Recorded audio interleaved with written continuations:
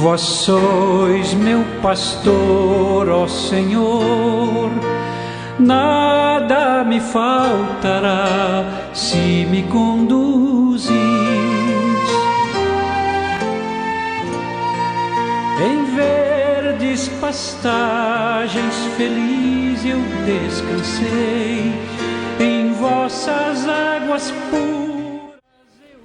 Pelo sinal da Santa Cruz, livre-nos Deus, nosso Senhor, dos nossos inimigos. Em nome do Pai, do Filho e do Espírito Santo. Amém.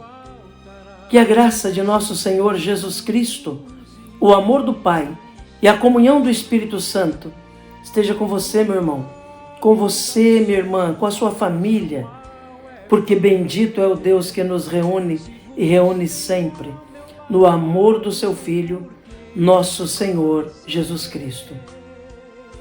Te saúdo nesta quinta-feira da 18ª semana do Tempo Comum, dia 4 de agosto, quando a Igreja celebra a memória de São João Maria Vianney, o cura d'Ars, ele que é padroeiro de todos os sacerdotes, ele que é também exemplo de vida e santidade para todos nós.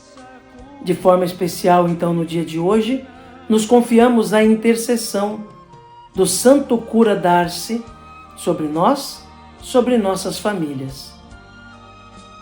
Para rezarmos melhor, ouvindo a palavra de Deus e o ensinamento da Igreja, clamemos a ação e a unção do Espírito Santo.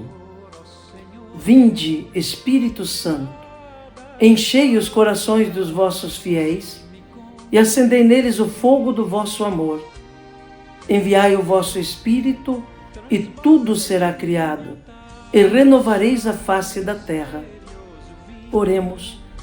Ó Deus, que instruístes os corações dos vossos fiéis com a luz do Espírito Santo, fazei que apreciemos retamente todas as coisas, segundo o mesmo Espírito, e gozemos sempre da sua consolação, por Cristo Senhor nosso. Amém. E neste 4 de agosto, meu irmão, minha irmã, dia em que celebramos a memória de São João Maria Vianney, o Santo Cura d'Ars, a Igreja, na sua liturgia, nos traz o Santo Evangelho. O texto do Evangelho de hoje está em Mateus, capítulo 16, nos versículos de 13 a 23. Ouçamos atentamente essa palavra de Deus e com muita piedade, essa palavra que nos salva, essa palavra que nos anima e nos fortalece. Proclamação do Evangelho de Jesus Cristo segundo Mateus. Glória a vós, Senhor. Naquele tempo, Jesus foi à região de Cesareia de Filipe e ali perguntou aos seus discípulos: quem dizem os homens ser o Filho do Homem? Eles responderam: alguns dizem que é João Batista, outros que é Elias, outros ainda que é Jeremias ou algum dos profetas. Então Jesus lhes perguntou: e vós, quem dizeis que eu sou? Simão Pedro respondeu: tu és o Messias, o Filho do Deus vivo. Respondendo, Jesus lhe disse: feliz és tu, Simão, filho de Jonas, porque não foi um ser humano que te revelou isso, mas o meu Pai que está no céu. Por isso eu te digo que tu és Pedro, e sobre esta pedra construirei a minha igreja, e o poder do inferno nunca poderá vencê-la. Eu te darei as chaves do reino dos céus. Tudo o que tu ligares na terra será ligado nos céus. Tudo o que tu desligares na terra será desligado nos céus. Jesus então ordenou aos discípulos que não dissessem a ninguém que ele era o Messias. Jesus começou a mostrar aos seus discípulos que devia ir a Jerusalém e sofrer muito da parte dos anciãos, dos sumos sacerdotes e dos mestres da lei, e que devia ser morto e ressuscitar ao terceiro dia. Então Pedro tomou Jesus à parte e começou a repreendê-lo, dizendo: Deus não permita tal coisa, Senhor, que isso nunca te aconteça. Jesus, porém, voltou-se para Pedro e disse: Vai para longe, Satanás. Tu és para mim uma pedra de tropeço, porque não pensas as coisas de Deus, mas sim as coisas dos homens. Palavra da salvação. Glória a vós, Senhor. Que pela palavra do Santo Evangelho sejam perdoados os nossos pecados. Amém. Meu irmão, minha irmã, neste Santo Evangelho que nós ouvimos, vemos duas situações muito interessantes. A primeira situação é Jesus, que começa a fazer alguns questionamentos aos seus discípulos. Jesus faz duas perguntas fundamentais. O que dizem por aí ser o Filho do Homem? E a segunda pergunta: e para vocês, quem eu sou?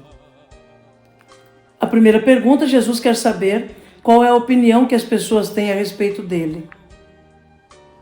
No tempo de Jesus eram diversas as opiniões, como também no nosso tempo. Então os discípulos respondem: uns dizem que o Senhor é o João Batista que ressuscitou.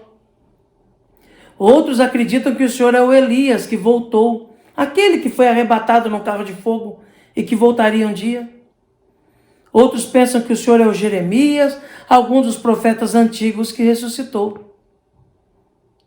Como hoje, meu irmão, minha irmã, tantas opiniões a respeito de Jesus. Uns dizem que foi um grande revolucionário, outros dizem que foi um profeta, outros acreditam que foi apenas um homem bom que se estilhaçou no muro frio da história e que passou pelo mundo fazendo bem, mas que já não interessa mais. Outros dizem que foi um grande mestre judeu. Alguns dizem que é Deus. Mas a segunda pergunta é a mais importante e fundamental. E para você, quem eu sou? É a pergunta que Jesus faz para nós hoje. O que ele significa para nós? Quem ele é? Como nós podemos defini-lo? Qual a importância que ele tem na minha vida? Qual a experiência que eu faço dele?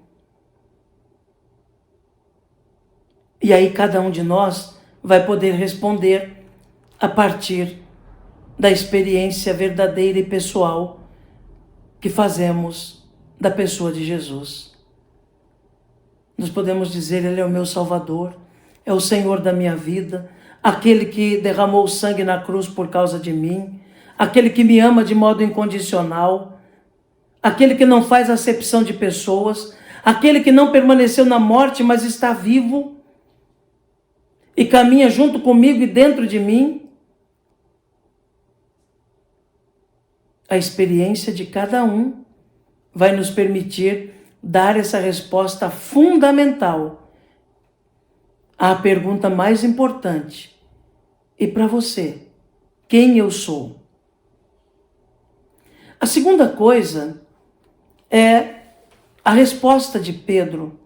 Pedro diz: Tu és o Messias, o Filho de Deus, do Deus vivo. E Jesus tece um elogio a Pedro por essa resposta. Pedro o reconheceu como Rei Messias, reconheceu como Filho do Deus vivo. E Jesus elogia Pedro e faz aquela promessa: Feliz és tu, Simão, porque não foi carne e sangue que te revelou isso, mas o meu Pai que está no céu. Por isso, Eu te digo, tu és Pedro, e sobre esta pedra construirei minha igreja, e as portas do inferno não prevalecerão contra ela. Até aí tudo bem.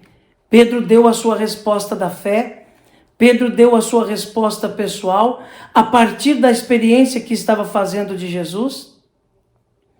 Mas Jesus continua o seu ensinamento dizendo: agora eu preciso ir para Jerusalém. E lá vou ser entregue nas mãos dos judeus, vou ser humilhado, eles vão me matar.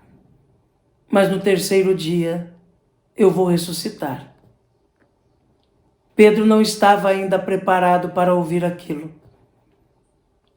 E Pedro diz que isso não te aconteça, Senhor, longe de ti.